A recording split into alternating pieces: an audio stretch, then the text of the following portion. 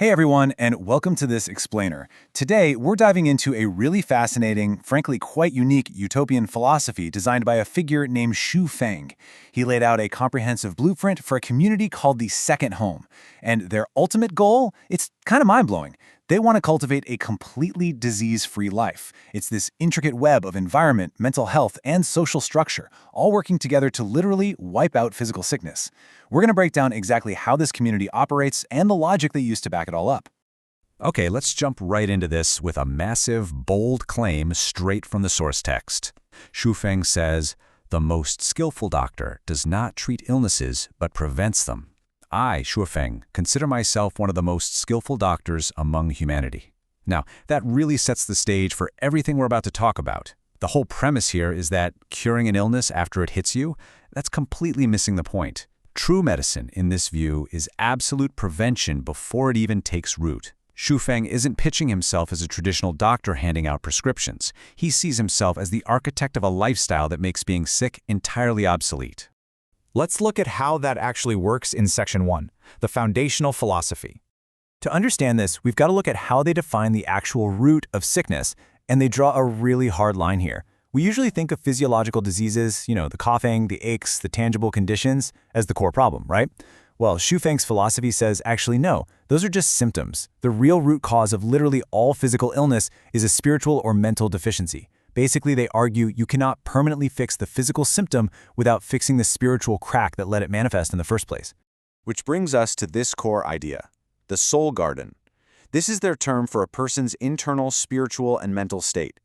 The logic goes that if you cultivate and perfect this internal garden, a fascinating mechanism kicks in. It acts like a force field. It naturally prevents new sickness and even heals existing ones. In fact, Xu Feng claims that if residents live in the second home, strictly follow the roadmap, and genuinely work on their soul garden without harboring doubts, they literally will not get sick after a single year. The big idea is that rewiring the mind fundamentally rewires the body's susceptibility to disease. All right, so how do they do that? Let's get into Section 2, the lifestyle mechanics. Day to day, how do you actually cultivate this soul garden? Xu Feng introduces what he calls the 8 prescriptions for health. First up, you deliberately remove basic survival stress, anxieties about food, housing, and getting older. The text argues that doing this causes a massive drop in stress, which allows normal physiological functions and keeps your qi and blood flowing smoothly. No pressure means no blockages. Then you combine that with consistent physical labor. They use this fantastic metaphor, saying flowing water does not stagnate, comparing an active human body to a door hinge that never rusts. So, by linking a stress-free safety net with required physical movement, they're mechanically engineering health. But it doesn't stop there. The physical environment across the Second Home's 3 branches is strictly controlled to eliminate external factors of illness. We're talking absolutely spotless, paradise-like surroundings. They prescribe drinking nothing but pure mountain spring water with 0 chemical additives and eating organic vegetables grown right on their land. They keep meat to a bare minimum, practically ban smoking and alcohol, and mandate ample sleep with absolutely no overworking. The logic is super straightforward. Take away external toxins and physical exhaustion, and your body's defenses remain completely bulletproof. Now, I want to pause for a second and ask you a really provocative question, one that Xu Feng himself poses directly in the text. If your mind is free from illness, how can it manifest in the body? Just think about that for a moment. It's a huge pivot point in our explainer today. Because once the basic physical needs are met, this philosophy shifts gears entirely into the emotional and romantic side of life. They actually prescribe things like romance, singing, and sexual freedom. And I don't mean just as fun hobbies. These are deliberate, required medical prescriptions to prevent emotional suppression. They argue that if you're engaging in lighthearted interactions, playing games, and being affectionate, you literally don't have time to worry.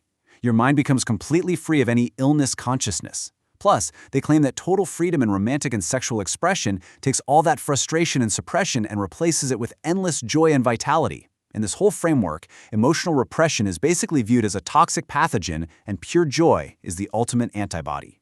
Let's see how this builds into the very foundation of the community. To make sure all this joy isn't crushed by bureaucracy, they implement what the text calls structural freedom. Step 1 is holographic management. Basically, they strip away the stress and annoyance of typical hierarchical bosses, the commands, the supervision, the inspections. The goal is joyful autonomy. Step 2 is providing sacred bedrooms.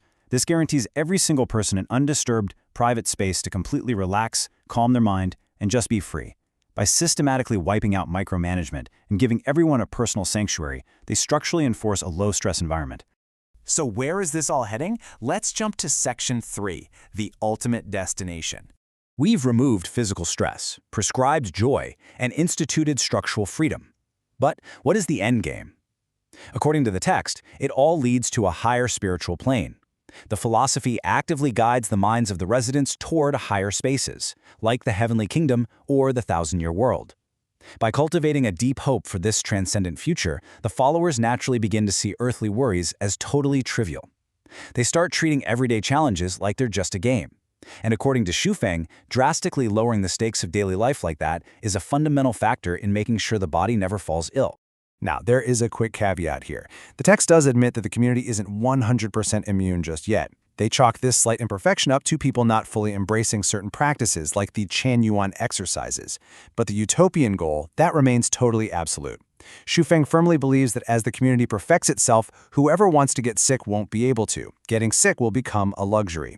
The vision is a society so perfectly aligned that the actual biological capacity for disease just vanishes.